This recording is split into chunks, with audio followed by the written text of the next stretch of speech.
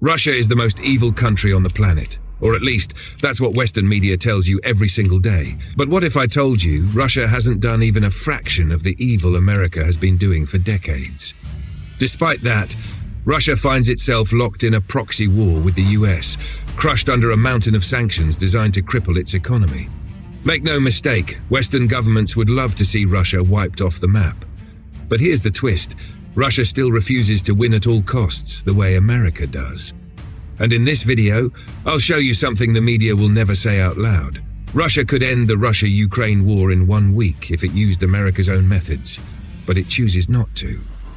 Worse for Washington, Russia just checkmated the West with one missile, a weapon so terrifying it forced the US to rethink every single move. So sit tight, because this story is about to go nuclear. But remember, we're on YouTube, and there are limits to what we can show here. If we posted the uncensored and unfiltered truth, this channel would probably get banned in minutes. So, if you're interested in the real story, the one they don't want you to see, check out our Telegram channel, where we cover it all. See you there. You've heard endless criticism of Russia in the Ukraine conflict, Western commentators shouting on TV, experts acting shocked, politicians pretending to defend democracy. But where was that same moral outrage when America invaded Afghanistan and Iraq, and left two entire regions in flames for over 20 years? For 2 decades, the US carried out bombings, raids, torture programs, and drone strikes, and almost nobody dared question the decision. If war is bad, if aggression is evil, then why does that logic magically disappear when America or Israel does the same thing? Israel attacked 7 different countries just last year alone. 7. If Russia, China, or Iran had done even half of that, we'd already be talking about World War III. Let's compare something Western media never wants you to compare. America's invasion of Iraq versus Russia's operation in Ukraine. When the US attacked Iraq, the first 3 days were focused on disabling air defenses. But for an entire month, they bombed Iraq's infrastructure into dust. Power plants, water systems, oil refineries, roads, telecommunications, anything a city needs to survive, gone. Iraq fell into total darkness. No electricity, no clean water, no gas. Food shortages everywhere. Hospitals ran out of medicine while bombs continued falling. Sound familiar? Gaza is living that exact nightmare right now. Meanwhile, Russia, with one of the world's largest missile arsenals, drones, bombers, and long-range strike capabilities, could reduce Ukraine's infrastructure to rubble in days if it wanted to. Ukraine could be forced to surrender just like Iraq was. But Russia didn't choose that path. And if you want to dive into the darkest comparison of all, America dropped 2 nuclear bombs on Japan, the only country in history to do so. Russia holds over 2,500 nuclear warheads. How many has it used?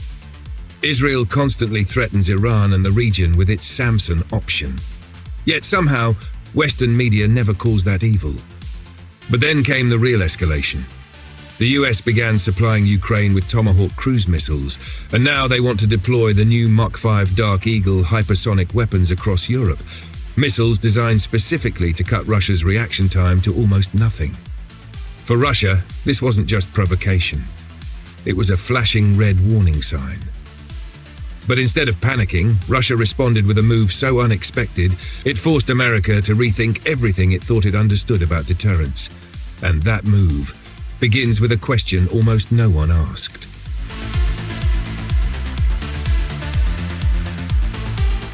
So here's the question. If Russia already has some of the most powerful ballistic missiles on Earth, like the Sarmat, the Yars, and the Avangard, why would it need anything new? Let me paint the picture clearly. When Russia launches a Sarmat ICBM toward the US, it shoots upward into space, climbing to almost 1,500 kilometers in altitude. That's extremely high. High enough for American satellites and radars to detect it within seconds, even before the missile fully leaves Russian airspace. The moment that happens, the US has 25 to 30 minutes to react. That's enough time to track the missile, calculate its trajectory, alert command centers, mobilize defenses, and launch a retaliatory strike. In other words, the whole system is designed so both sides can see the punch coming long before impact. And the same logic applies in reverse. If the US fires at Russia, Moscow sees it early too. This balance, this mutually assured detection, is what has stopped both sides from pushing the nuclear button for decades. But then the US changed the game. By deploying long-range missiles like the Tomahawk to Ukraine and preparing to station the Mach 5 Dark Eagle hypersonic missiles across Europe, America is trying to cut Russia's reaction time from half an hour to 2 minutes. 2 minutes. That's not defense. That is a setup for a decapitation strike. A first strike. Imagine being in Moscow and knowing you might only have 120 seconds to figure out whether an incoming missile is real, what its target is, or how to respond. That's not stability. That's a countdown to disaster. So Russia faced a brutal strategic question. How do you defend yourself when your enemy wants to erase your reaction time? And that's when Russian engineers, strategists, and military planners came to a stunning realization. If ballistic missiles are predictable, if satellites can detect them instantly, and if the US wants to place missiles right at Russia's doorstep, then maybe the answer isn't a better ballistic missile. Maybe the answer is something that doesn't behave like a ballistic missile at all. Something that can fly under radars, around radar zones, behind mountains, across oceans, for days at a time, completely invisible.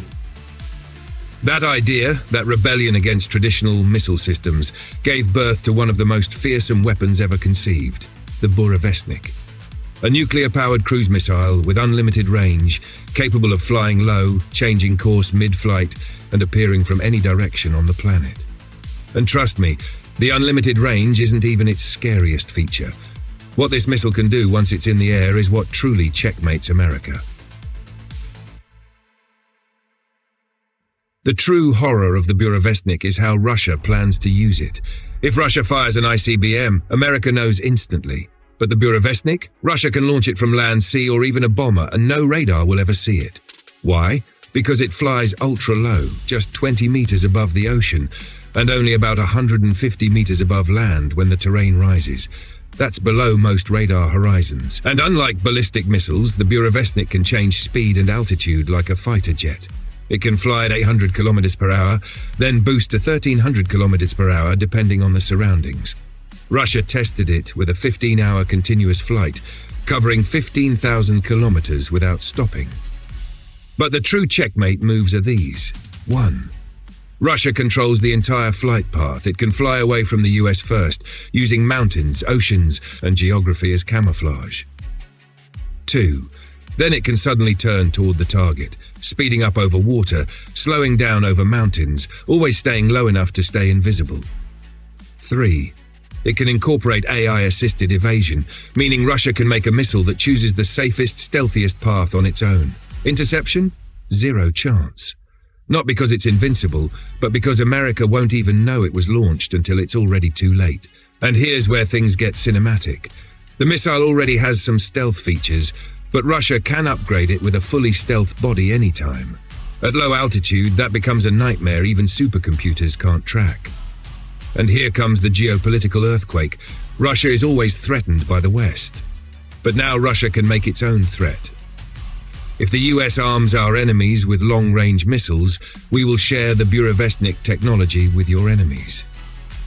Imagine Iran with this weapon, or China, North Korea, the Houthis, even Venezuela, just 2,000 kilometers from Florida. That's not a threat. That is a strategic apocalypse for the US. But here's the twist. Russia didn't create the Burevestnik for war. They created it for leverage, to end the game the US started. The name Burevestnik might as well mean don't mess with Russia, or you will regret it. Russia just showed the West that imperialism is finished. And now it's our turn to send a message too. With a like and subscribe, you can show the world that their era of hypocrisy is over. And if you want more uncensored truth, join our Telegram, link in the description. This is Eastwind Brigade, where our voice unites, and we rise together.